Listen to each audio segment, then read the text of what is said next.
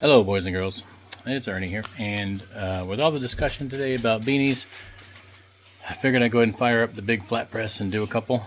My workspace is trashed, so ignore that because I'm in the process of redoing this whole back end of this spare room here.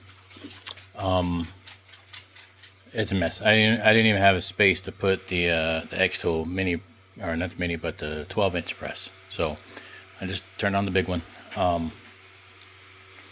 I did a couple real quick and I'll show you what I did, because one of the things you need to do is find out what pressure is good for your machine. So given that I was doing something else on this last, it's not the right pressure, so I had to redo it, and I guessed, and the first one was just a hair off. It's still usable, but I'll show you the difference, and then second one did fine. So yeah, so let's see. Alrighty, there's what I'm using, the big, what was it, 16 by 20, something like that? 24, actually I can fit 12 by 24 on there, so yeah, 16 by 24. Maybe 18, shit, I don't know. Here's some of the ones I did.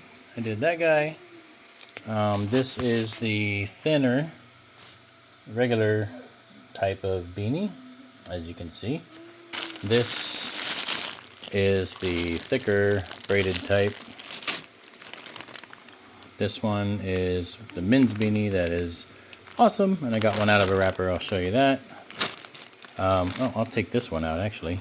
And there's another thick braided one and another thin regular style. So as you can see, it's fine, it's not burnt. Let's take this one out real quick, just for shits and giggles, because I like to get sidebarred. But,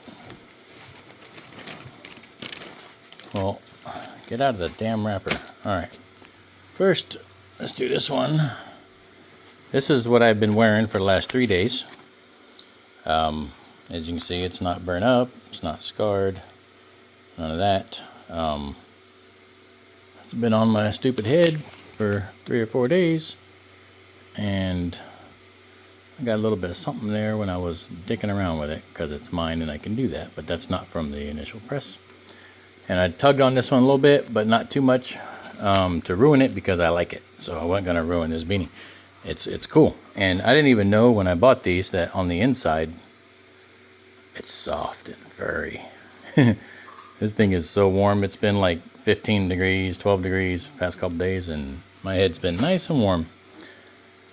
But anyway, this one, what I wanted to show you guys was that. That is, did I get that from Lone Star or JPP? I don't remember. I think this is Lone Star. Black, white, and blue acrylic. Now this one, I was using the handheld, and I had never done acrylic with the handheld, so I did end up having to do it twice. But as you can see, it's on there. Also, while it was warm, if any of y'all have bought those white gloves that Lone Star sells, I bought a couple of those, and I used those to kind of give it a little bit of curve. You can't really tell, but while it was hot and malleable, I did give it a little bit of a curve. So, and after it cooled, I stretched it, pulled it, you know, all kinds of shit. So there's acrylic. You can put acrylic on beanies. Contrary to what you may see or hear, it can be done. What we're gonna do for our testing purposes is, oh, somebody asked earlier what the width of my wood was. Wood. This scrap piece is 205 millimeters. I use this for these beanies because they don't like to stretch as wide as the men's beanies. The men's beanies are pretty big, and they're a lot more cushy and elasticy. Is that a word? It is now. So for the men's beanies, I use this just because I had it on me, and I sanded up the edges and rounded it a little bit so it wouldn't snag. And this one's 260 millimeters across. Now that I found a good width that I like to use, it seems really wide, but trust me, when you put the head on there, it's not. And I've already posted a picture of that in a group. So this stretches it just enough to mimic kind of the stretch you'd be on your head, and not overstretched so that when you heat it, it gets all saggy and gross, which I'll show you in a minute. But yeah, so someone asked me that, so here's the answer: 260 millimeters. But I only use that for the big beanies that can stretch well. Otherwise, I use the smaller one at, what I say, 205 millimeters. Then I stick that in, you know, this way, horizontally. For these little beanies we're going to do, I don't even stretch them. I'll stretch them a little bit with my hand, as you'll see, but then I stick this piece in that way. But I say little beanies because I bought 100 of these. They're right there. And I'm kind of pissed off because they said they're standard size unisex beanies. Okay. There's the men's. There's that. That thing won't even fit on my damn head. I mean, my wife got it on her head a little bit. So it's whatever. They were cheap, so I don't care. I got practice stuff, right? And I can sell it to kids. So this one come out good. We'll look at that closer in a minute. This one, it came out okay, but those of you who know, when you look at that, you can tell right away, right? And it's not due to the weight sagging it down, but what you're looking for. Now, this is not an exaggerated version like the one we saw earlier, the pirate hat, but this is got just two spots on it that my shadow's in the damn way, but two spots that you can tell it means it had too much pressure. Okay, this little spot that likes to poof up right here, and this little indentation spot likes to poof up right there. I shouldn't do that. Okay, so when a person wears it, it's not going to be a big deal. It's going to stretch, right? But when it's sitting, now you can see instantly that it's like that. Now that's not from stretching, that's from too much pressure. What happened, even with the wood inside there, it was a little bit too much pressure. So as you push it down on your press, right, you just want to hold it. So when the press comes down to close, you just want enough to lock the press in place and put a little pressure on there. What happened earlier was it went down about probably like that. So the more it sinks down, the more it's going to stretch this area while heating. And when it comes back up, then you're going to have these little ridges and dimples. Now, if you put too much pressure, then it's going to look like complete shit. And these are going to get scorched. This will get scorched. And you're going to be able to tell instantly that it's been pressed because it's going to be discolored and flat like this. Right? Now this poor beanie's been through hell because I have stuck patches on it, ripped them off, stuck it on, ripped them off so many times. So she's good and flat, right?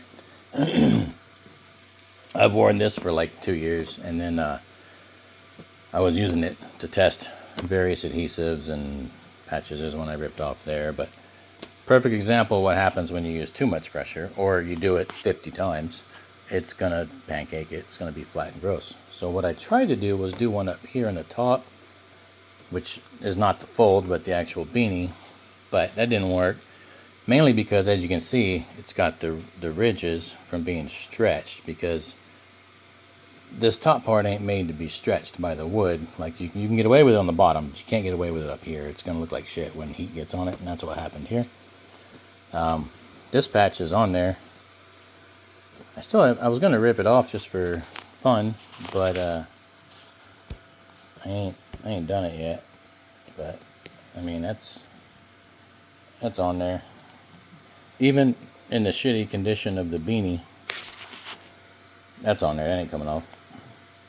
I bet I can wash it. I should go wash this one too. But I mean, if I really pull on that, and I can't do it one-handed, but if I get the pliers and yank on that, that ain't coming off. But anyway, that's not why we're here. So yeah, so this one, too much pressure. This one was just right pressure. You can see there's no scarring. It's not ugly. None of those dimples I was talking about. Even when gravity gets it, there's none of those lines on the side of it. If you try to take it off, it ain't coming off, guys. I mean, I'm doing this one-handed, but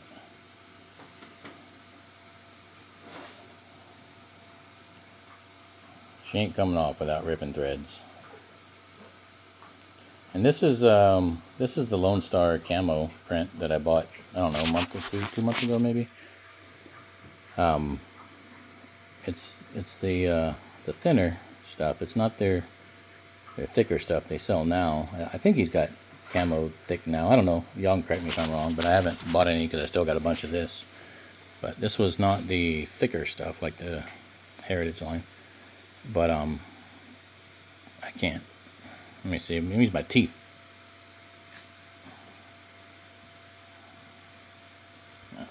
I can't even get this shit off my teeth. All right, so whatever. Let's press one, and then we'll be done because I got to go to the post office again. So, where's... Oh, I got another one over here.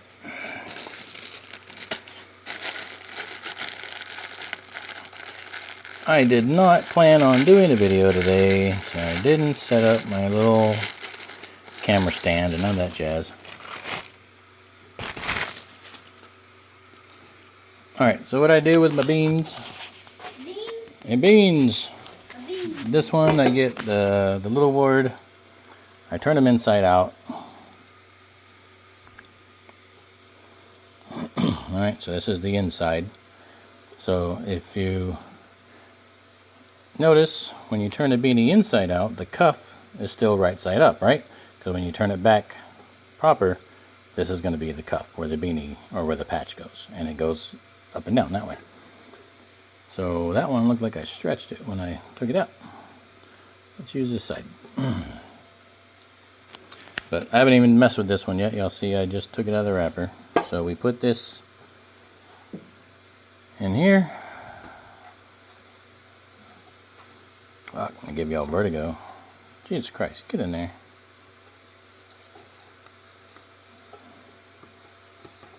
Doobie-doo. Alright. This goes a hell of a lot quicker when you got two hands. So normally what I'll do is I'll just put the wood. I don't put the wood past where the cuff goes, because if your press accidentally puts too much pressure, and then you're going to get a line up here if the wood is up there. So I just put the piece of wood right up to where the cuff is going to be. Now I know some people out there just put they don't even unfold their beanie, they just put the wood or a cardboard behind the cuff. That's fine, they can do that. I don't like doing that. There's other problems that can come with that, but hold on, buddy, I'm doing a video. Yeah, hang the one that fell. Go ahead, you can hang that one. Alright, so when I say I stretch it out a little bit, I'll just run my hands like this, give it a little bit of smoothing and slight stretching, nothing major. Because these little, I mean, the other beanies over there are pretty high quality. These are cheap and cheesy. So, I mean, it's not the best. They're all acrylic, but there's different types of acrylic, apparently, because this is way less quality. Alright, I cut these patches up into little pieces, just because the cuffs on these little baby beanies are so damn small. So we'll eyeball that to center, get it right there. It's about right. Now one thing I'll do sometimes if I have a beanie that I'm really concerned about, and I can't do it now because I don't have another one of these on me, but sometimes I'll go ahead and put a silicone here to protect the side, like this is a big patch, to protect the side over here, and I'll put another one over there, and then lay the big piece over the top of it. That way it's really controlling what gets the heat and what doesn't get the heat. But I don't have to do that on this little fella. So let's make sure it's still there. And I take my big one, just layer right across the top. Nothing fancy. See, I got 350 degrees, 20 seconds. And the pressure on this is not one of those fancy ones. This is just a $250 V-bore, okay? So some of the fancier ones actually will tell you the pressure that you're using with a numeric gauge. This does not. So I said that earlier, and that's why I messed up one of them. But anyway, basically you just want enough pressure to lock the thing. I didn't barely put any pressure on that, okay? It's just enough to keep the handle closed. Any more than that, and it's more than likely going to mess it up. 6 seconds. 5, 4, 3, 2, 1, yay. Pick it up. See, I barely had to do anything. Throw that on the handle. Now some people say don't touch it. Oh, I don't say that. I touch it. I take it out. I don't pick at it because that's stupid, but I will take it out and I'll throw them on my arm, all of them. I'll do this. Kind of helps it move a little bit, get some air flowing in there, and then I'll throw it down, let her cool. Get over there, you bastard. Get off of there. And there we go. And then after just a few seconds, when she cools, I will grab her, flick her down like that, turn it right side out, whatever the opposite of inside out is. And there you go. We got a beanie. Let's put something behind it. Oh, I'll use my arm. There you go. See, it's not scorched, it's not burnt. 350 degrees. Cheap ass acrylic beanie. Now obviously if this cheap thin acrylic can handle it, then you know the good stuff, right? Over here. You know the good stuff's gonna handle it. This stuff. Now I did post earlier and it might get lost because I did a lot of posting today because I did a lot of Facebook work today. But one thing you need to be careful about while we're talking beanies, and this one's not too bad, but are these ridges, right? In between on these ones that have thick cuffs. That one's not terrible. But if we look over here at this one, see, there's some pretty good hefty gaps there, right? So you're really going to want to do your best to make sure that your edges fall on those edges. See, this one, it did not. So what I had to do, I used a little handheld on this one and I heated up this side, and when it was good and hot with my gloves on, I pressed with my hands and I went like this and ran it down so that it would go down inside the groove and get some adhesion in there. And it's stuck. I'm not taking it out of the package, but it's on there. It ain't coming off. This one, I was able to, math worked out correctly, so I was able to make sure when I lined it up, that it lined up on those raised parts. I don't know what the hell to call it, on the raised parts, not in the gap. Because if it would have been in that gap, then you would either have to reheat that section and press it with your finger like I did on the other one, or it would not basically adhere to anything there because you're not applying enough pressure to squish it so flat that it gets down in that deep groove. So if you're doing any of these with really deep grooves, just make sure you're lined up as best you can on those raised areas. All right? So there you go. We got deep grooved beanies, smooth beanies that say, you know what it says, you can read, and that's so true. But we got good. She ain't coming off. We got acrylic on beanies. We got more regulars on beanies. We got little itty. Oh, we got my favorite beanie. I love that damn thing. I wear that every day. And we got these that work great. All right. Let me try to grab that with pliers. Hold on. Where the hell did my pliers go? There they are.